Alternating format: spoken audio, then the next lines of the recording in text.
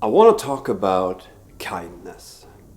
You know, there is so much bitterness, so much agony, so much pain, and so much disturbance in the world. And often when I'm philosophizing, I'm trying to find like what are the common, ground? What are some things that everybody can sort of agree on?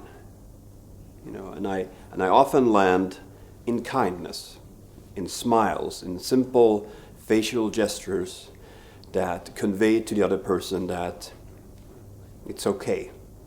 I want your life to be better, and if you can help me make my life better, I would really appreciate it. Those basic notions of what it means to be decent to other people. And yes, we are a very big world. We are a very big world, and we've grown up apart for many, many years. And we have different ways of looking at things. We have different levels of what we consider morality, what we consider our position to be, and how we want to be seen by the rest of the world and by ourselves. And yet, now when people, through this medium, for example, through YouTube or through social media, when everybody suddenly has a voice in a way that you didn't really before. I mean, you could make a lot of noise and then maybe someone would write about it, or it would be taken up somewhere, or if you had the opportunity to express yourself in a paper or so.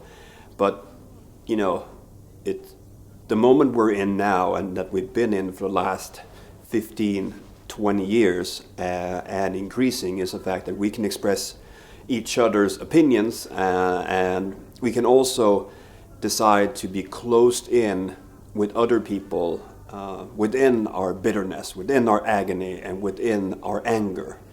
And within those silos of only people agreeing with you, hate builds up. And you begin to see these invisible walls towards other people.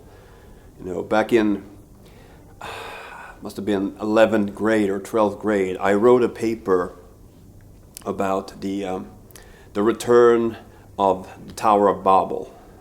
Babels torn is how we say it in Swedish.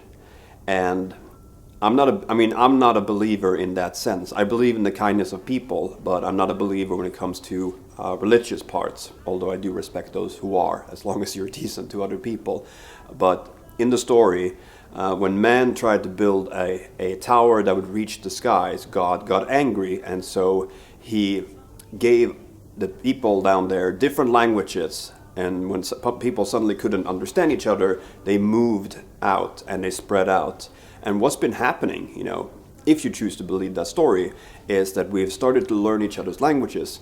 We have started to have the same currency. We've started to be interconnected towards each other and with each other in a way that only really represents what in the biblical story you had back then. But then came social media.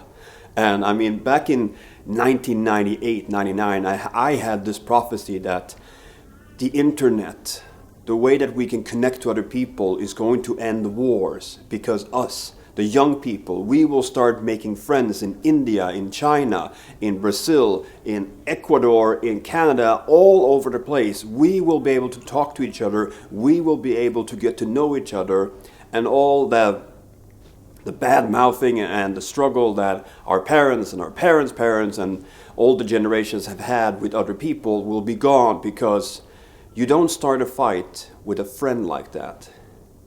And then came the silos, the place where people could manifest their hate. And maybe it was the only way and the only place that they could feel like they belonged. I said something quite radical to a friend some time ago, saying, I feel sorry for the white man, because the white man doesn't have a struggle. He doesn't have a struggle because he is supposedly on top, whereas women, people of color, minorities, everyone else, people who have never been or were still are not accepted for the way they are. They've always been minorities and they've had to struggle. So they've had community with each other. But the white man doesn't have that. So the white man comes up with the struggle. The white man needs this togetherness, and they find that in the disgust of those who are not like them. And it saddens me. It just makes me, it makes me sad. It makes me really, really sad. And I understand that, no person, no child is born evil. It's the way you're brought up and the people that raise you, and sometimes the environment has an even bigger factor into that. Sometimes it's a combination, and then you start to think of what's the long game. What's the plan? Not what we're going to do in a month or 2 months or 3 months. Not about the next year's election. Not about the election 2, 3, 4, 5, 6 years from now. What are we going to do for the long run? What kind of people do we on this earth want to be in 50 years? 100 years? What do we want to be? And can we find it in ourselves to take the difficult path, the one of acceptance, even if you don't agree with other people, acceptance of others as long as they are decent to people? Because you can philosophize all you want about you can't find common ground, but very few people enjoy being slapped in the face or kicked or have their families being killed. Most people, I would say, appreciate a good gesture. Most of them, and especially one that's unexpected. Just helping someone on the subway. Being a person that just does things to make another person feel great. Because you know what happens when you do that? You know what happens when you do something good for someone else? You get that nice little feeling. I did something good. And sometimes the person that you do something good towards will reward you in something like feelings. A smile. And it's like, you really, it's really okay that I go onto the elevator first. I mean, I am on crutches, but still. And I say, yeah. I mean, when I go to work, I take the train, and I have to switch to the underground, which means I take the train, and then there's an elevator that goes straight up to the underground track. And I go there, and I'm usually in the front of the train, so I'm usually at the elevator first. And then as the elevator comes down, I just scour how many people are we. And if I realize that we are too many people, or if there's a stroller or anything like that, I just walk away and I take the stairs.